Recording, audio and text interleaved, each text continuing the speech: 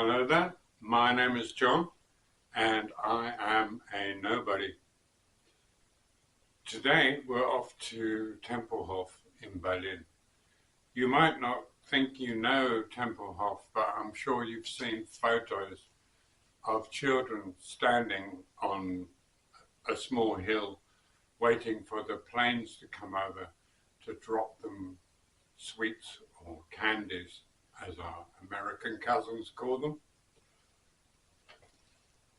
When I first moved to Berlin, there were still American servicemen on guarding the entrance to Tempelhof Airport, but it had originally probably been farmland. It was a field which the Prussian army had used to train their soldiers. And later, the Wright brothers, the famous Wright brothers, had actually flown their new invention, the aircraft, from the very same field. I used to live quite close there, and it was something else because it was a short landing strip. So you'd have aeroplanes come in all the time to land. It's now a park, but it used to be a working airport, and I've flown from it a couple of times. It was, in those days, quite famous because it was, I think, the third largest building in the world, which was something else. But most of it was underground, and you couldn't actually see it unless you went underground. The National Socialists had built the airport and used it for the Luftwaffe. The entire surroundings had not been touched by the Allied bombing campaign because they wanted to keep the airport for themselves, and they were frightened that, you know, a false bomb might land on the airstrip and deny them the possibility to use it,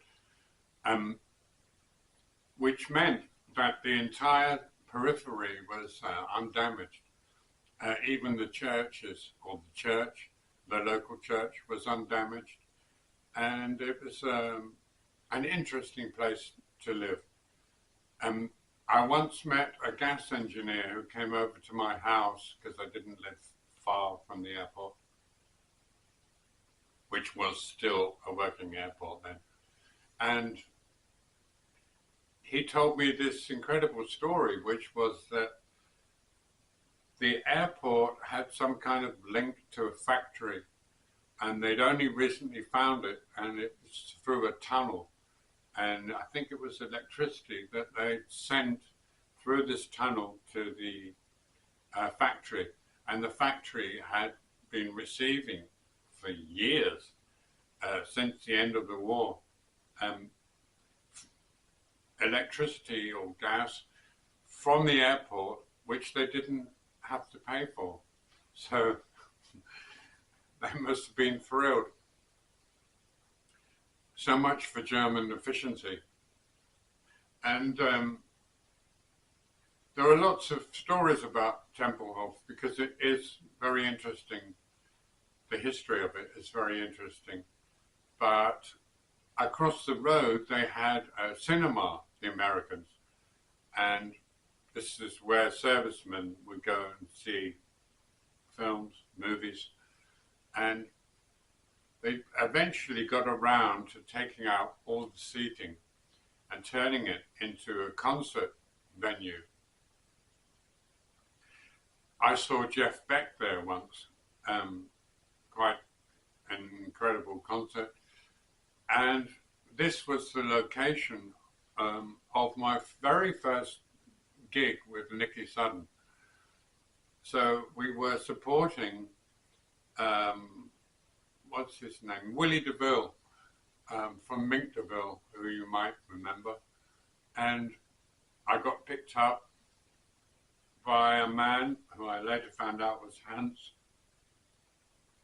driven to this club or concert venue and we played for, I don't know, 1,500 people. This was my very first gig with Nikki, and I was suitably impressed, I have to say. And I'll never forget that experience, going on stage for that large amount of people for my very first Nikki gig. He was already quite well known in Berlin, so because of the flair, the natural flair that he had, it was like, well, these people have come to see me, which they hadn't, obviously, but it was successful first baptism of fire. And I sometimes think about those kids standing on that mound waiting for the candy from the aeroplanes. They're all much older than we are now, or much older than I am. And it just shows you how time flies. It had been a field, it turned into a military practice place, and then it turned into an airport, and now it's a park. Well, I hope you enjoy this short one, and you take care of yourself. I'm still celebrating my birthday from this week, so I'll leave you now and wish you all the very best, and take care of yourself and those you love. See you in the next one. Bye for now, and Tschüssikowski.